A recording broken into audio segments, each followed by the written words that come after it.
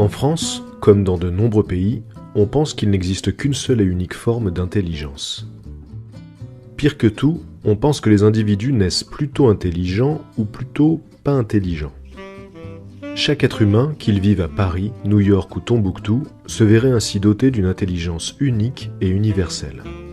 Cette intelligence pourrait même se mesurer à l'aide d'un test mondialement connu évaluant le quotient intellectuel, ou QI pour les intimes.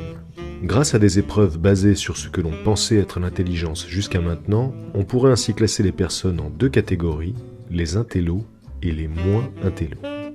Seulement, cette méthode n'est pas très exacte car elle ne prend pas en compte tous les paramètres de l'intelligence. Un jour, un chercheur américain appelé Howard Gardner s'est posé la question de ce qu'était l'intelligence.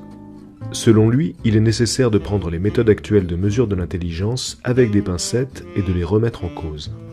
D'une part, les tests sont effectués dans un contexte tout à fait inhabituel, où l'individu doit répondre à des questions qu'il ne rencontre pas dans son contexte de vie ordinaire. D'autre part, celle-ci se base à 80% sur des compétences limitées, plutôt logiques et linguistiques, qui ne représentent pas toutes les facettes de l'intelligence humaine. Il existe donc bien d'autres types de compétences intellectuelles. C'est d'après ces observations que le professeur a commencé à chercher les différentes compétences utiles à l'homme et à la société. Après de longues recherches, il finit par identifier 8 types d'intelligence. Ainsi naquit le concept d'intelligence multiple.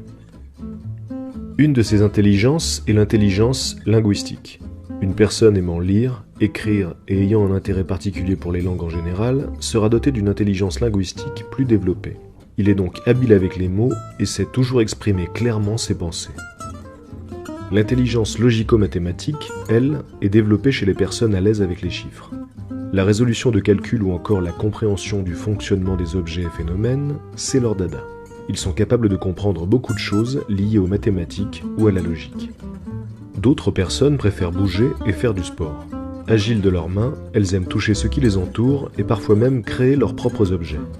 On les reconnaît aussi à la façon qu'elles ont de parler avec leurs mains. Dans ce cas, on parle d'intelligence kinesthésiste.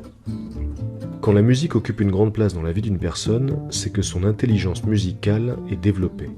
Aimer chanter, composer, jouer de la musique ou encore battre le rythme sont les caractéristiques principales de cette intelligence.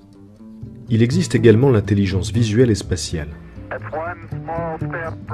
Celle-ci ne concerne pas les astronautes, mais les individus ayant des facilités pour se repérer dans l'espace. Dessiner, construire ou encore suivre un plan fait partie des compétences dans lesquelles ils sont à l'aise. Il arrive parfois que certains se sentent mieux lorsqu'ils sont seuls.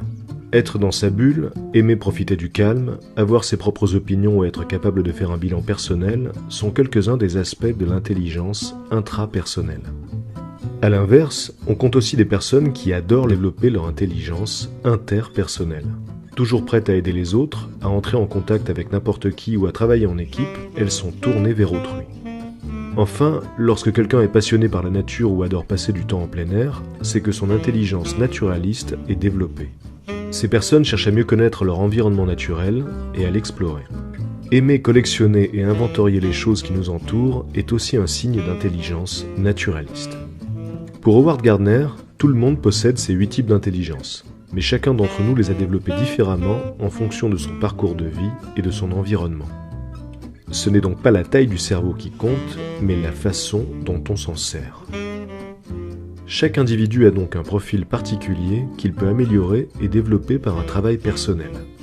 Tout le monde est donc intelligent, chacun à sa façon. Ainsi, nous sommes tous différents et bien plus intelligents à plusieurs.